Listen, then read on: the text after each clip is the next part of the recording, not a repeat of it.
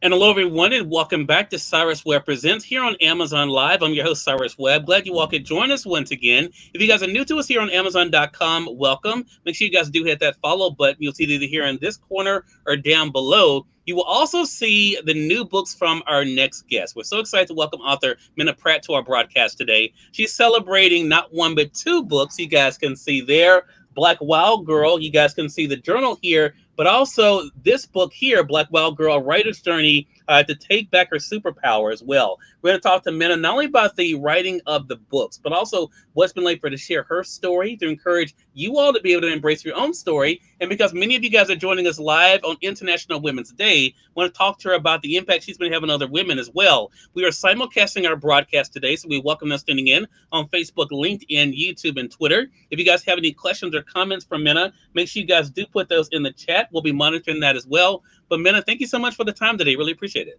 Oh, I'm honored to be on your show. Thank you for your show, and thank you for your work. Well, thank you. I appreciate that. I want to give a shout out to our mutual friend, Don Hardy, for helping us to set up this conversation today. And you've been able to have some interesting conversations even prior to the release of this book, Menah. So I want to kind of begin there. What has it been like for you to know that by expressing yourself and sharing your own voice and story, you've given other people permission to do the same thing? Yes, it's been a challenge, to be honest, when I started working on this book, because it was my journals. I've been journaling since I was 8 years old. Yeah. And so it was never about putting my journals out to the public. It was about, how do I process my life? How do I understand my life and my own journey as a Black girl growing into Black womanhood? So it was really a personal survival technique. Yeah. And then at some point 5 years ago, the universe kind of said, Menah, you need to become courageous enough to share your work and to share the lessons you've learned and the wisdom you've gained from your journey, so that others can also find and celebrate their Black Wild Girl. Yeah, love that. And I want to say, I always do a deep dive on my guests when I'm having conversations like this. For once, I don't ask you the same questions you always get asked me, but also it gives me an idea of, after reading a book, kind of the flavor of what it's been like for the author to release it. So I went back to your Instagram to 2023 when you got the big box of the advanced reader copies of Black Wild Girl. I want to talk about that because in the caption, I'm one of these nerds, man, that actually reads the captions on posts. And you talked about, the 40 years that kind of led up to this. What was it like for you to see all that hard work paying off? Well, it was very emotional because, as I've spoken about a few times and reflected on, I had so many rejections for this work. The work initially started out, I thought it was going to be an academic book. So I've written several academic books, and I thought, okay, I'm going to phrase this as an autoethnographic, work body for an academic press. And so that's what I wrote it. That's how I wrote it initially. And I just got these denials after denials after denials. And I thought, okay, someone said, Menah, it's really not an academic book. It's a general press. It's for a general press readership. Try to find an agent and, go that route. Okay, so I revised the book for that, went out into the market again, tried to find an agent, got rejection after rejection after. Like, this seems interesting, but we don't know how to market this. And so finally found an amazing press, woman-owned press, She Writes Press. And it's like, yes, this is the work, but it needs more revision. So there were just some incredible women who helped revise, sort of reimagine the format for the book, because it can't just be journal entry after journal entry, right? There needs to be reflection, present day reflection on past day history. And so when it finally came, and it's like, oh my gosh, it's real. It's here. Here is the physical evidence of years of writing, years of journeying. And it was a 5-year process of actually writing this particular book, but really a 45 years of journals. Right. Let's dive into the subtitle of the book. And I see you guys coming in on Amazon. If you guys have any questions for Menah, feel free to put those in the chat. We do have that open for you guys. But the subtitle of the book is A Writer's Journey to Take Back Her Superpower. I want to talk about that, especially in the framework of where we are today with International Women's Day. Of course, is recognized also as Women's History Month, Women's Empowerment Month. When did you realize your power, Menah? Because that is a big part, I feel like, of knowing. I tell people all the time, all of us have a story and our story matters. But when did that become clear for you? It became clear for me, I think, when I moved to really as part of writing the book, I realized I had more power than I thought I had. Mm-hmm. And I think in writing the book and realizing as I tell them this story in the book that when I was a young girl, I was acting like a black wild girl should in the world. I was about 5 years old and misbehaving, apparently, according to my father, who shouted so loud that I said it almost shattered my soul. And he said, "Who do you think you are?" And I said, "Queen of Sheba." Mm-hmm. Speaking of women, international, right? This amazing queen Yeah. leader. And I feel like at that point, the world kind of silences Black girls who Mm-hmm. know and act with attitude like they're queens. And then it's our responsibility to undertake what my book is. It's an initiation journey, a 12-stage initiation journey to recapture my voice, my power, my divine feminine intuition and sense of knowing so that I can speak out and speak on behalf of women in the world. Yeah, I love that. I mentioned to you before we went live here, Minna, there were three aspects of Black Wild Girl, a writer's journey to take back her superpower. I wanted to talk to you about, and one of those you just referenced your father is what you wrote about your father, and I love the way that you talk about that the impact he's had on shaping who you are. Talk to us about that and what that's been like for you to reflect on, not only mentally, but then to try to put into words. Yeah, so my father, born, raised in Freetown, Sierra Leone, which already has a connection to the enslavement history Mm-hmm. of Freetown, and got a nuclear PhD in nuclear physics in the 1960s. I mean, the first citizen of his country to do that, Carnegie Mellon Institute at the time. And then his faculty career was sabotaged 3 years in by racism. And Mm-hmm. so he decided early on, almost like Venus, Richard, Serena Williams, like, I'm going to raise my children to be independent of this system that decimated my career. And so my father was my tennis coach. He raised my brother and I to play piano, violin, but it was a very complicated, harsh relationship. I mean, he was just very angry and bitter in his own life and just had a strictness about him as a disciplinarian. And so trying to navigate the trauma of childhood, which was traumatic, and but recognizing, as my brother often said, "Hey, Menna, something got us here." Yeah. Something got us here, and he's a world famous musician. In fact, a piece he commissioned recently won a Grammy for with Jesse Montgomery on Rounds, and so something got us here to be who we are as Black people in the world, and Yeah. it's largely my parents. And so I do have that honor for him now, but it's been years of trying to heal from the relationship as a child that I had with my father. Yeah. Yeah. And we see that ironically, and I appreciate you sharing that, man. We see that it reflected. I thought about when you were talking about your Instagram again, because your own journey of motherhood. Talk to us about the connection there between looking at your parents and what they did and what you gleaned from them, and how that kind of helps you in your own journey of being a parent. Yeah, so I became, and when I mean, just grateful. I was grateful. It was hard for my husband at the time and I to have children. Had a miscarriage, which I talk about in the book, and then finally able to have two amazing, incredible children. And I was intentional about how I wanted to mother them and to be a mother to them, to affirm them, just love, speak love, affirmation unconditionally. And I wanted them to have like a happy childhood. So it's like, okay, it was prom part of childhood. All right, y'all going. You all going to dances? Yeah, yeah. And my son was like, yeah, I said, what do you want to do, Emmanuel? And he said, I want to paint murals around the world. I was like, okay, get to it. That's what you want to do. Go ahead. My daughter's like, I want to be in sports. I want to lead sports management. Great. Get on it. So that intentional mothering and unconditional love, that was a very intentional decision about how I mothered. And I remember this amazing piece of advice someone told me, that, the stages go by quickly and don't miss them as a parent. And she shared a story of how once she was, working too late and didn't get up to bed to read the bedtime story to her child. And then that season ended, and the child was like, I don't read bedtime stories anymore. And I'm like, I'm not going to miss the bedtime stories. I'm not going to miss the chat time. I'm not going to miss the XYZ in my child's life, in my children's lives. And so that was a core value for me as a mother. There is I didn't mention this to you, Menah, but because of what you just said, it reminded me of something in the book. That's why I picked my book up, because it's so interesting that you've been able to give them that permission.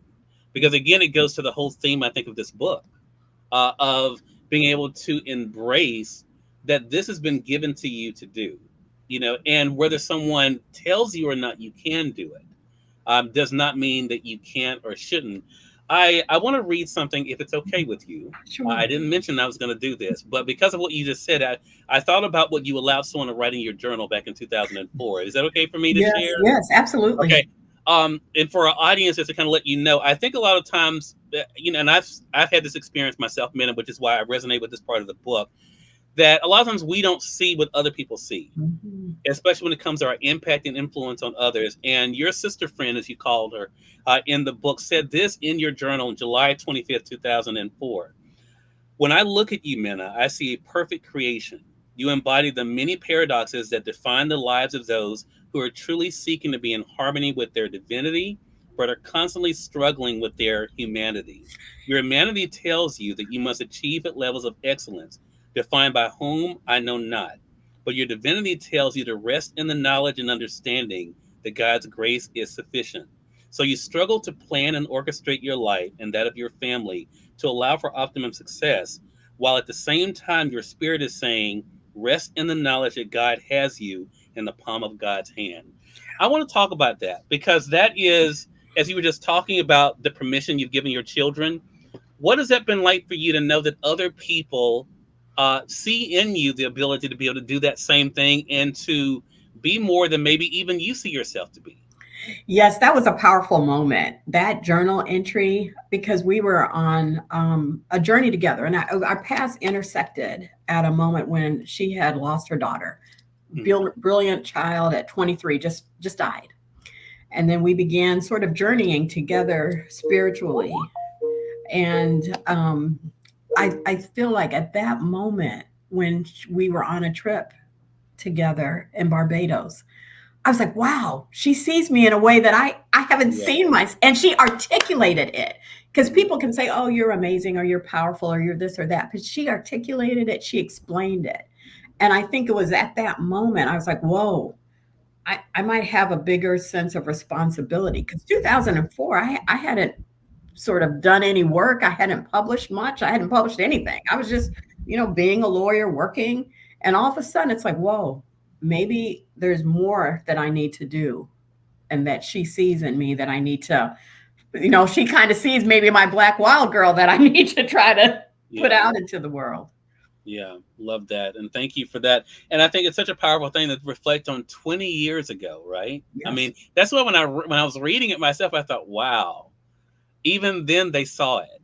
Mhm. They saw what now we are just discovering because of now what you've done with Black Wild Girl and others. I want to reset real quick, and we thank you for you guys who are already getting your copy of Black Wild Girl. I was telling Minna the cool thing about being interactive on Amazon is we can literally be able to see when you guys are taking advantage of the opportunity to get the copy of the book. So definitely continue to do that. I should also mention it is a National Ebook Week as well, so you guys can get the Kindle edition of the book as well. See, some of you have taken advantage of that too. It's 10% off here on Amazon. So you guys can click either here in this corner down below. If you guys have not gotten your copy on Amazon already, for those who are joining us on Facebook, LinkedIn, YouTube, and Twitter, there's a link that will bring you guys over to Amazon. So just to reset real quickly, you all are listening and watching Conversations Live. My guest today is author Menah Pratt. We're talking about her new book, Black Wild Girl. You guys see here a writer's journey to take back her superpower, but she also has a companion journal. So I had mentioned there was three things I wanted to talk to you about. We talked about the role of your father. We talked about writing. I want to talk about though about giving voice to others before we get into the spiritual aspect, Minna, because what I love about the journal, and you kind of push us as readers to be honest with ourselves about hurt, about our own spirituality and connection with divine. What was it like for you, or what made you say that you wanted to provide something that we could be able to give our voices to? I felt it was a calling to be a gift to others. Hmm. That it wasn't just that I became courageous enough to share my personal journals, Hmm. and then people got to almost voyeuristically look at a Black girl's life. But it wasn't about my life, but my life as maybe an opportunity for each reader to look at their lives Yeah. and to understand their journeys and their reflections. Well, what was your childhood like? What was your Hmm. relationship with your parents like? What was it like for you to transition at 18, maybe to college or a job or to find independence? What about the first time you fell in love? What about the first time you lost somebody? Somebody Hmm. died. How did you feel? How did you reflect? And so being able to create a set of reflection questions in the book was one thing. But I feel like for readers who are courageous enough, curious enough, reflective enough to say, you know what, I want to undertake my own spiritual journey, my own personal journey to write and find my wisdom from within, which is what Yeah. I think writing does. And so I wanted to really offer it almost as a love offering, as a gift to readers to say, you can also start your own journey at any time. Mhm. We talked about again. We began this by talking about the impact of your parents, and namely your father. But as that a great connection to this last piece I want to talk to you about is what your friend wrote 20 years ago, and that was your connection to your divine. Did you always know that there was something that was moving you that was bigger than you, Minna? Or talk to us about your own relationship with faith and divinity. Well, I had always an extreme curiosity about the divine. And my parents, very young, took me, had some family friends take my brother and I to church, a Baptist church, for maybe 6 months. And then it stopped. And so my whole life has been this journey to, okay, what is God? Who is Jesus? What are different religions? You know, I studied Christianity, Islam, explored Buddhism, Hinduism. Like I want to understand. Like it was just a personal quest, and that's what I call it in the book, this questing. Like what Yeah. is this energy in the world that hopefully we can tap into and do amazing things? And so I think it's always been like just something inside of me that wants to know and understand more about that world. Yeah. Did you always, well, maybe I'll rephrase the question. Um, have you always believed, or was it a journey even for you, Minna, to realize that even in the darkest moments, that God had a purpose for you? It was challenging. I mean, there were moments. I mean, recently in higher ed, a Black woman died by suicide, and I shared there have been moments in my life when I attempted suicide where I felt like I could not live another day. And so that challenge of sort of, I wrote recently about the weight and hate of Black womanness in the world that we carry. Mhm. So being able to trust that there's something or someone or an energy out there that cares about me and loves me has not been easy. But I think as a child, like I addressed my journal articles to love. It's like, dear love. Yeah. And I knew that, you know, my journal was my friend. It was unconditional. But it was unconditional love, affirmation. Whatever I wrote was going to be true. There was no back talking. There was no Mhm. criticism. And I think that's the energy of the divine that I was trying, that I knew maybe as a little child that there was something I could connect to called love, Yeah. and that my whole life I've been trying to find and hold on to and believe in. Mm. You're in the subtitle of the book. You have a writer's journey to take back her superpower.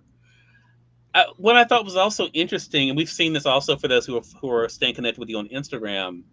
Your superpower could almost have an S on the end, right? I mean, there are many things that's very obvious that you have been gifted with. Talk to us about what that means for you. Everything I think I have found that success is a personal journey, and that my success is different than anyone else's. Minna, how is your idea of what your superpower is? What has that been like for you to embrace for yourself personally? Well, I think for me, it's that sense of responsibility that once I Yes. realized I have these gifts, I've achieved educationally. I've gotten these 5 degrees. For what purpose? To what Yeah. end? And the end has to be to serve humanity. And so, how can I use my gifts, my superpowers, my words, my voice to serve humanity and to make a difference in the world and to encourage others to do the same? So, it's not just about what can Menah do, but Mm. what can Menah help others do? So, my work and my role at Virginia Tech, I mean, I feel really privileged to be at an institution where I can found the Black College Institute and have 600 African American kids or folks interested in the African American experience have a week at Virginia Tech, to create the Women of Color in the Academy National Conference and have 700 women of color come into community every year. And so for me, it's about connecting, supporting, and empowering others to use their voice, their gifts, their superpowers to make a difference in the world. Love that. I've referenced a few times here. I just did it a moment ago. Instagram. That seemed to be the place that you kind of have chronicled the journey, but also to let us in behind the curtain. I love the Q and A's that you have sprinkled through in your Instagram. What has that been like? The point I was going to make was, what has that been like for you through social media, especially through Instagram, to be able to share bits and pieces of yourself, but also to be able to express yourself as well. Well, I would say it was maybe 10 years ago that I realized social media, I needed to pay attention. I mean, I started, I mean, my children are on Facebook and I'm like, I'm not sure what that is. Yeah. And when I got to Virginia Tech, the president encouraged me to think about Twitter, which of course has evolved now. Mhm. But it's a place to connect. Social media very much is a place to connect, to share, to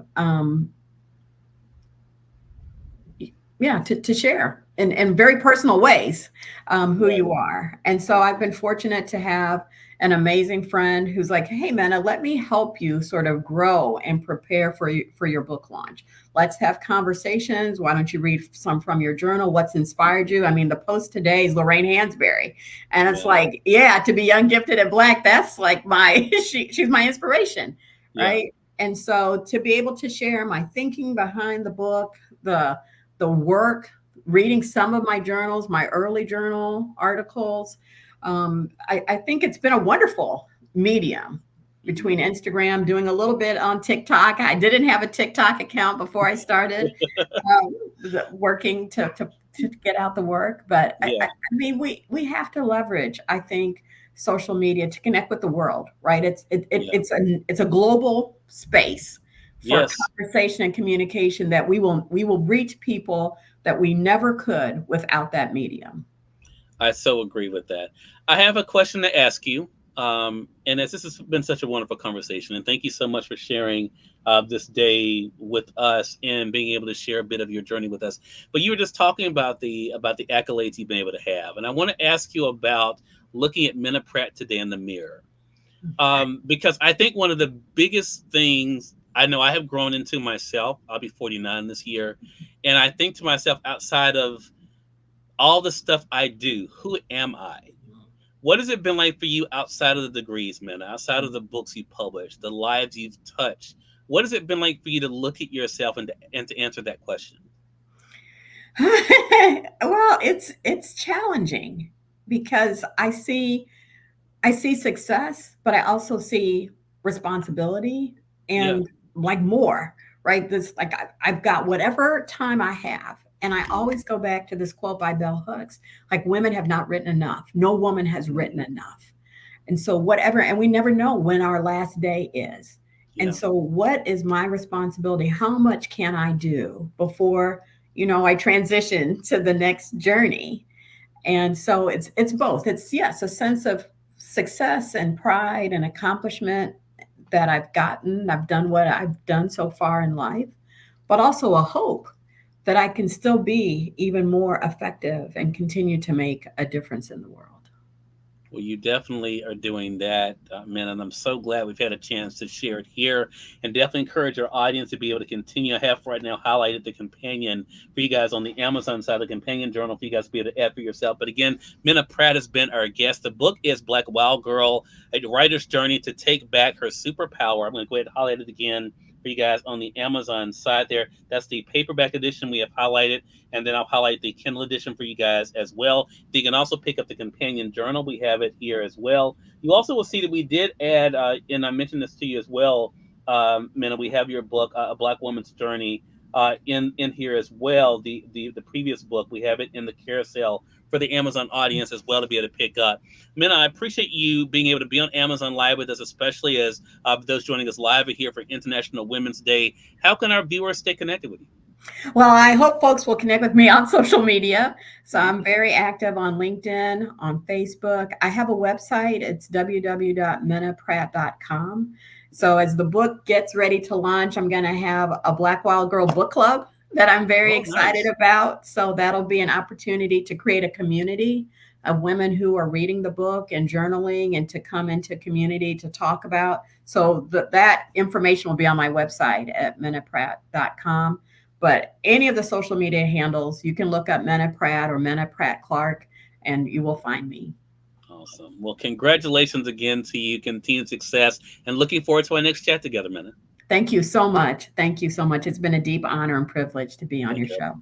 I appreciate that. And we thank you, our viewers and our listeners, for tuning into this episode of Cyrus Webb Presents. Until next time, I'm Cyrus Webb saying thank you so much for being with us. We'll talk to you all soon. Take care.